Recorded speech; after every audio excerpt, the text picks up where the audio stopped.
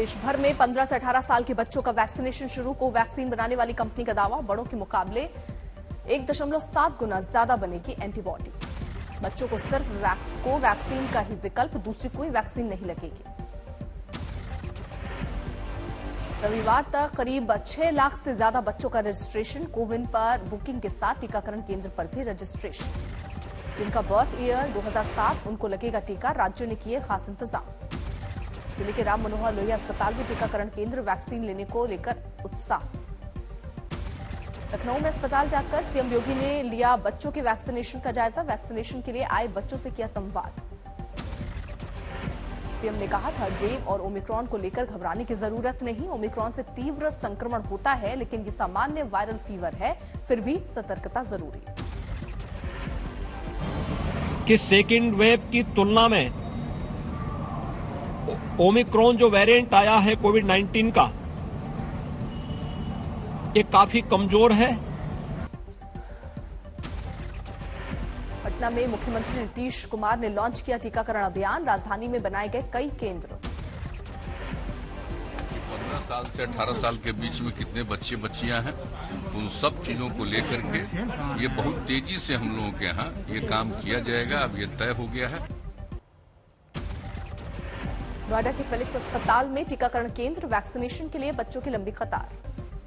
चंडीगढ़ में लड़कियों के लिए अलग से बना टीकाकरण केंद्र। मॉडर्न स्कूल में सुबह से गहमा गहमी।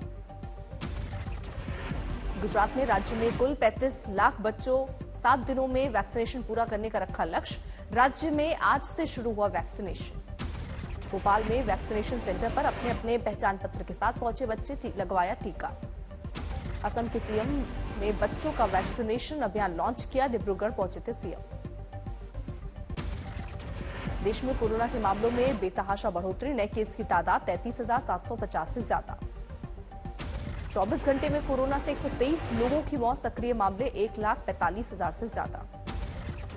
महाराष्ट्र में हालात सबसे खराब। नए केस 11,877।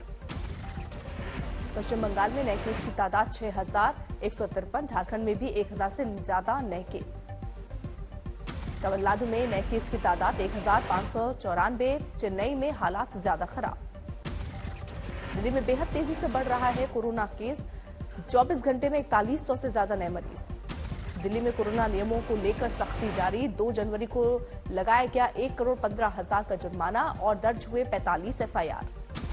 लगातार बढ़ रहे ओमिक्रॉन के केस, 1700 पहुंचा मरीजों का आंकड़ा। ओमिक्रॉन के मामलों में पहले नंबर पर महाराष्ट्र, नए केस 510। बॉलीवुड में कोरोना लगातार फैल रहा है। अभिनेता जॉन इब्राहिम और उनकी पत्नी को कोरोना। राजस्थान में नई गाइडलाइन जारी। जयपुर में 9 जनवरी तक 8वीं तक के स्कूल बंद। बाकी जिलों में कलेक्टर लेंगे फैसला। राजस्थान में शादी, मेले, रैली में 100 से ज्यादा लोगों पर रोक। अंतिम संस्कार में 20 लोग ही जा पाएंगे। कोरोना के मद्देनजर अदालतों में एहतियाती उपाय। सुप्रीम कोर्ट और दिल्ली हाई कोर्ट में होगी सिर्फ वर्चुअल सुनवाई। गुजरात और इलाहाबाद हाई कोर्ट में भी फिलहाल सिर्फ वर्चुअल सुनवाई।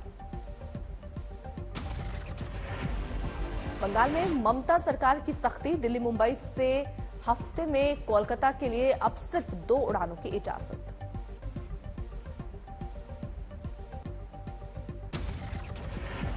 नैनीताल के जवाहर नवोदय विद्यालय में कोरोना अटैक। 82 बच्चे कोविड पॉजिटिव, प्रिंसिपल भी संक्रमित। गुरुग्राम में साल के शुरुआती 2 दिन में 656 लोग कोरोना से संक्रमित। तमाम पाबंदियों और सख्ती के बावजूद बढ़ते जा रहे हैं कोरोना केसेस। हरियाणा के 5 शहरों में सख्ती बढ़ी। गुरुग्राम में 5 बजे से बंद कराए जा रहे हैं मॉल। छत्तीसगढ़ में स्वास्थ्य मंत्री दूसरी बार हुए कोरोना संक्रमित, खुद को किया आइसोलेट। नोएडा और ग्रेटर नोएडा के बंद रहेंगे बाजार। डीएम ने जारी किया आदेश। जम्मू कश्मीर के गुरेज और गुलमर्ग में जोरदार बर्फबारी। सफेद हुई वादी। उत्तरकाशी में सर्दी का सितम। बर्फ की परत जमने से सड़कों पर बढ़ी फिसलन। बागेश्वर में नए साल की शुरुआत में ठंड ने तोड़े रिकॉर्ड। जबरदस्त पाले से चारों ओर सफेद हुई धरती। टिहरी जिले के भारत तिब्बत सीमा से सटे गांव में कड़ाके की ठंड। जमने लगे हैं नाले और पाइपलाइन। पटना के सभी स्कूल 8 जनवरी तक बंद। ठंड की वजह से प्रशासन का फैसला। दिल्ली सरकार की नई एक्साइज पॉलिसी के खिलाफ सड़क पर उतरी दिल्ली बीजेपी, कई इलाकों में चक्का जाम। दिल्ली के लक्ष्मी नगर में जाम की वजह से लोगों को दिक्कत, NH-24 पर भी जाम का असर।